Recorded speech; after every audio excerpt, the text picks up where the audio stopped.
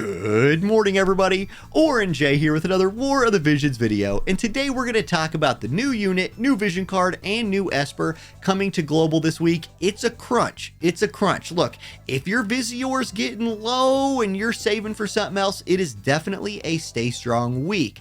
But if you do want to know what is coming, we're going to talk about that. And we do have a few things in global getting buffed this week. Not as much as usual, so we'll just combine. I've been doing like 2 videos for this a week. We're going to combine them into one right here. Let's start with Alaya. So Bridal Alaya coming out. The TLDR on her. If you just don't want to know the details, she's strong. She's really strong. She's a unit that's going to be really hard to kill and do a whole lot of damage. She's lightning element, 100 cost. Bride is her new job, and then she's gunner spy. So her master ability, we'll start there. Defense pin, acquired AP, accuracy, AoE resist. Check, check, check, check, check. All 4 are good things. There's like not a wasted bit of her master ability in there. And then stag impact. That upgrade might be the best one on here. Yes, defense pin and AoE resist are great. This is insane. So we'll talk about that in a minute. Her accessory, or excuse me, her TMR is an 8 defense, 8 spirit accessory with 292 HP and 10 accuracy. It grants AP auto restore 5%, so that's small AP restore, but still it is an AP restore TMR, and strike attack up 25 for 3 turns. So strong, yes. She could even use that herself and feel good about it, although there might be better TMRs to mix in. You know, it depends on what you got. Now, let's look at her skills. I think her support abilities are fairly straightforward. You're gonna run single-minded thoughts every time, because here's where you get 40 defense pin with the attack buff. Then I think you just also run her other new one, which is Ryo Roku Hime's Observing Eyes. It's probably not called that in global, but anyway, it's 25 accuracy and 35 reaction block rate. I've been playing Arena a lot on stream today. Reaction block rate's important. If you're live with me right now, you know what I mean. You know what I mean. Rest in peace, Dia. Anyway, so I like that one a lot. I think those are the 2 you run. I think those are just the 2 you go with. Then counter moves. Again, very straightforward. I love the 70% proc on counter, slash, and magic damage. It has a nice range to it as well. So I think this is where you go with this one. The other counter chances are just a lot lower. Then her kit. Let's take a peek at that. Her cheat move is 121% damage. Short-ish range right here. You can see the range is only 2. But it gives her a 40% attack steroid after she does it, which don't discount that. Then she has 2 TP moves in here. We'll talk about the first one here. This is like just a self buff. It's good, but I think she has better options. It does upgrade her basic attack and paralyzed strike, so consider that. And it gives protect and shell. Like, that's good. That's a really strong thing. It's not her best TP move. It's definitely this one, Flower Dancing Blessing. There's a lot here, so I'm going to go over it. It gives her 30, it gives a group, it's a group buff, 30 AoE resist. Yeah, look, the unit's OP. We could stop right here. This unit has a group 30% AoE resist buff, and she's good, and we can move on with our lives, but she's got more good stuff than that. This buff also gives slash resist 20 to your group, and gives your group, gives your allies, dispel auto revive for 3 turns. The best buff in the game, it might just be. Then she also, we're not done. She also gets courage. She also gets 20% more physical damage while her courage is up, and she gets a drop aggro when she runs below 20% HP. It's the best buff in the game. It probably is the best buff in the game. It's insane. It's really good. This is the unit, not Squall, and I wish Squall was the one who brought lightning into the, forefront of the meta maybe. It's Bridal Alaya that actually does it. So Bridal Alaya going to be played a lot. Now, Jammer Impact, the upgrades to Stag Impact. This is the move they showed off in the news today was this one. And the cool thing about it was you could select 2 targets. The upgrade from her Master Ability 2 makes it a 3 target selector that also now has strike attack resist penetration 40 on it. This is her best damage move, I think. 200% modifier, so it's really big. Also cancels ability activation and decreases CT for the target. Wow, wow, wow, wow, wow. This move is really good. Now, Paralyzed Strike. This move is 165% modifier. It is a small AoE, which is nice. If you upgrade it, if you use this buff right here, Determination to be a Princess, it does upgrade to a 200% modifier that has a higher chance to inflict paralyze.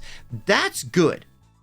That's really good. But when in the world would the AI choose to use this over this?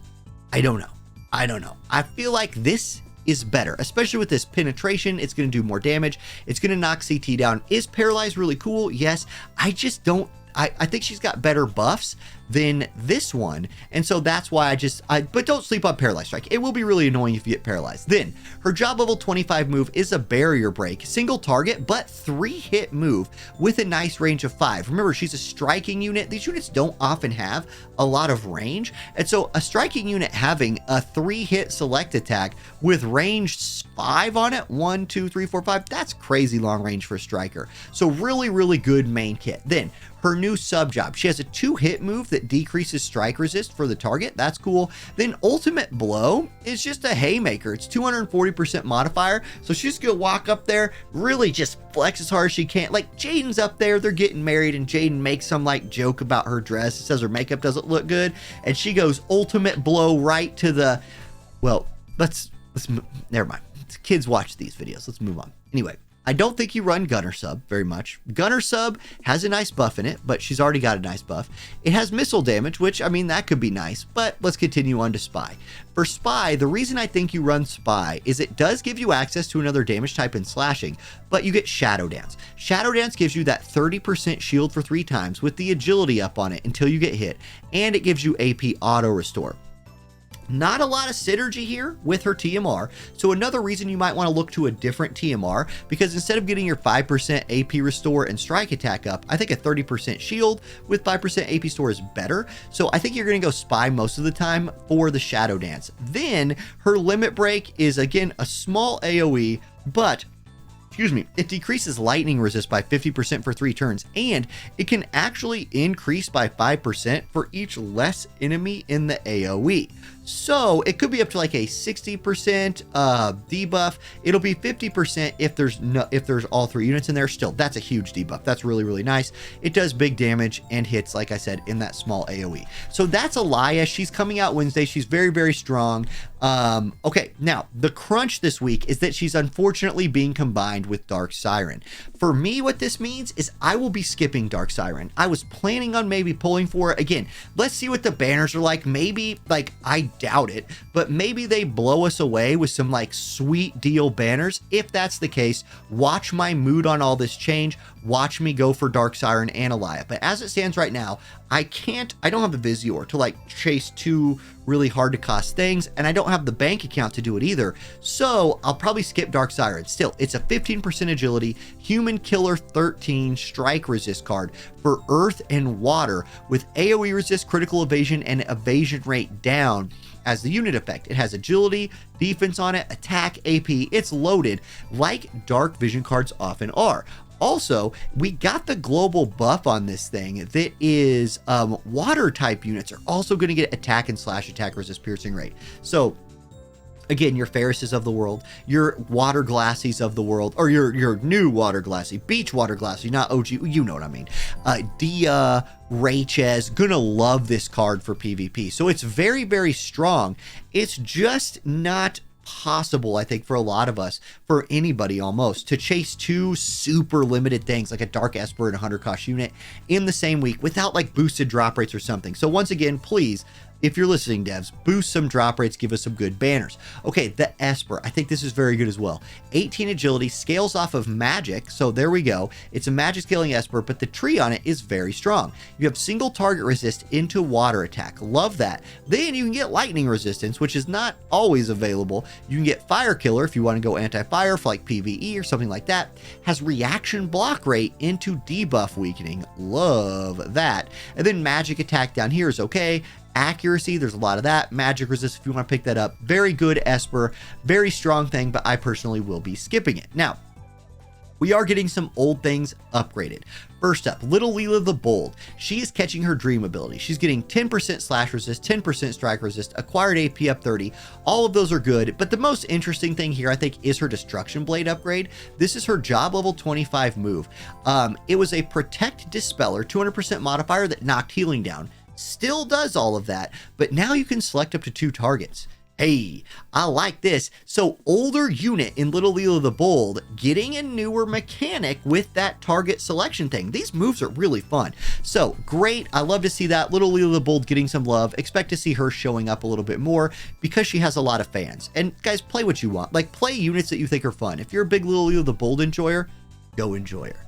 All right, next up, Lemure, getting a really good upgrade. Healing power and defense up. She definitely, those are very thematic to Lemure. And then Guard Haseja is getting upgraded as well. This is her main move. It is getting another cast added to it. Then also she will drop aggro by 4 when she casts that. I'll be very curious to see how that plays with running bow tie on her, which is oftentimes a combo you see with like Lemure Dark comp. So there we go. That's Lemure's upgraded. The Beastbane pendant is getting its +6, which it's basically, the only thing that's important here is picking up 20 more beast killer. So if you were using this thing in PvE to just kill the heck out of some beasts, here you go. You will now kill the heck out of more beasts, or you will more hard kill the heck. Yeah, you get it. It could have hurt beasts a lot. Next up, Crown of Thorns, Thornlet. This is getting a really nice upgrade. So you're probably still going to build the crit version. It goes up to 28. This is a PvE combo chaining specialty item, right? Guild raid, Trials of Reckoning, those kind of things. It still has 20 defense pin on it, which is good for PvP as well. Like, don't sleep on that. It debuffs agility just like it did before, but now critical damage up 10. So a big damage boost to this, to the unit wearing it. Will actually give you the option of like not having critical damage boosting trust stones on your trust master, which opens up some more builds for people going for like really top scores. And then Doom Twilight up here. Magic version goes up to 201, which is a nice big number. Accuracy version goes to 24. I mentioned the accuracy because it's also getting 10 more accuracy down here at +6, making this a potentially 34 accuracy weapon. Again, allowing you to build other things like wear an armor instead of Alexandrite ring, something along those lines. Still, it's a very good staff with reaction block rate 30, magic attack accuracy on it. You could go accuracy or magic version. I'll probably still run the magic version, but there it is. That is what we're getting this week. If you are pulling, good luck on your pulls. I will be live. Baby J's account, not pulling for anything this week. He's saving, he's staying strong. Renoa is definitely something he's targeting. And while it would be really nice for Baby J to have another Dark Vision card Esper, well, if the banners are good, he'll go. That's what I'll say. If the banners look good, he'll go in. But he's stuck at about 60k biz. Buying those Starlight Elena shards every day, which has been great that banner exists. Still, that's where he's at. And then for the main, we're getting Alaya, locking that in. Squall's future. I know she's supposed to marry Jaden. She's going to be married to my Squall someday. All right. Thank you guys for watching. Have a wonderful day, and I'll catch you next time. Peace.